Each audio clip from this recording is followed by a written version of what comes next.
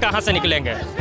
इस खराब व्यवस्था वाले कॉलेज से अच्छे इंजीनियर कहाँ निकलेंगे बच्चे? एक बार सब लोगों से मैं पूछना चाहूँगा, डायरेक्टर साहब नहीं आए, उनके लिए क्या कहेंगे? नहीं, वो अभी के लिए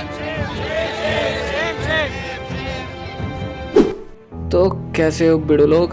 हाँ, तुम लोग तो ठीक ही हो गए, लेकिन यहाँ यानी कि अपन के कॉलेज में कुछ भी ठीक नहीं। जैसा कि इस भीड़ को देखकर और इस वीडियो के थंबनेल से तो अंदाज़ा लग ही गया होगा कि आखिर what's the matter behind this.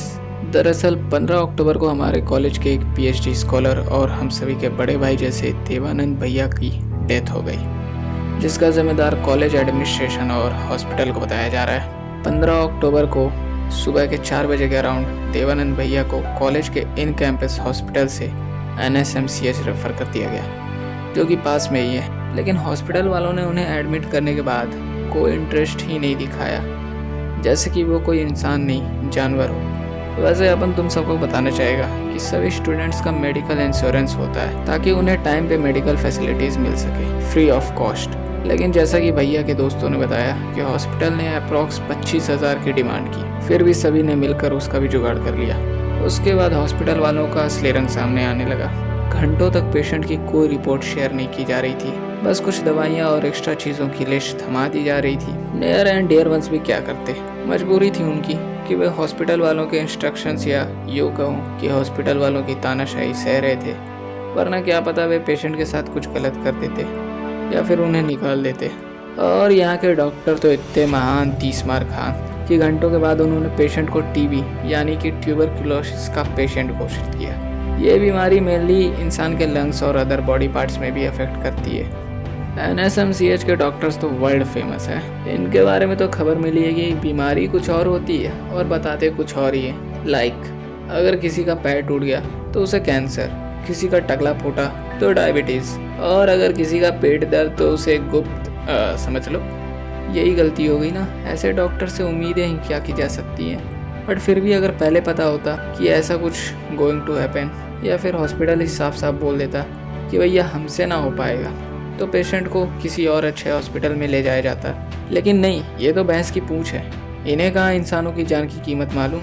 तो टीबी घोषित करने के बाद अराउंड 3 PM पेशेंट ने जब बताया कि उसे ब्रीदिंग प्रॉब्लम हो रही है, तब इन झोला छाप डॉक्टर्स ने इग्नोर कर दिया।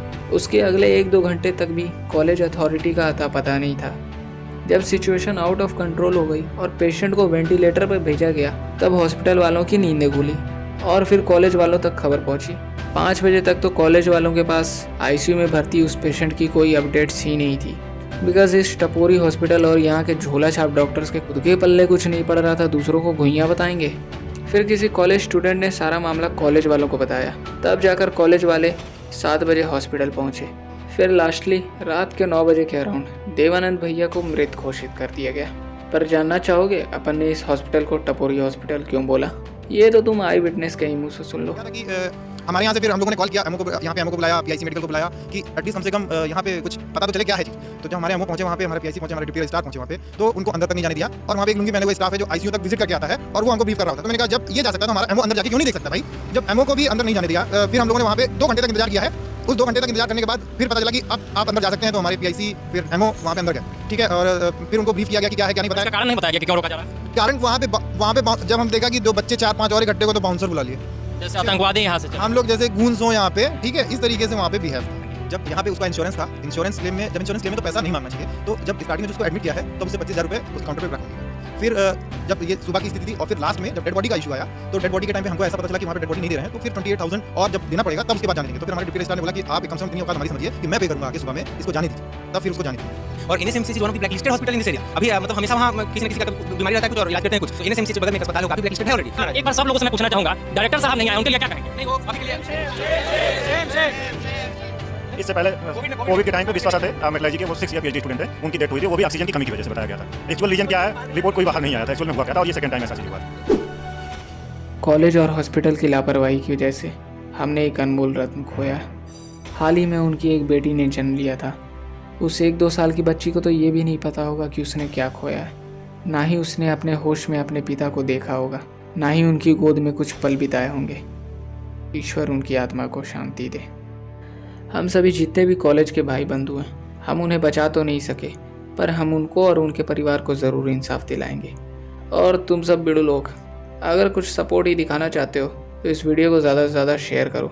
चैनल को सब्सक्राइब करना ना करना तुम्हारी मर्जी, बट इस इन्फॉर्मेशन को दूर तक पहुंचाना तेरी, अपन और सबकी जिम्मेदारी है, ताकि इन फ्यूचर ऐसा हम में से किसी के साथ ना हो। और हाँ, ये किसी एक कॉलेज या हॉस्पिटल की प्रॉब्लम नहीं है, बल्कि पूरे देश की प्रॉब्लम है। अगर अभी एक्शन नहीं लिया तो कल को क्या पता तुम्हारे साथ भी कुछ बुरा हो और कोई सपोर्ट करने के लिए खड़ा ना हो।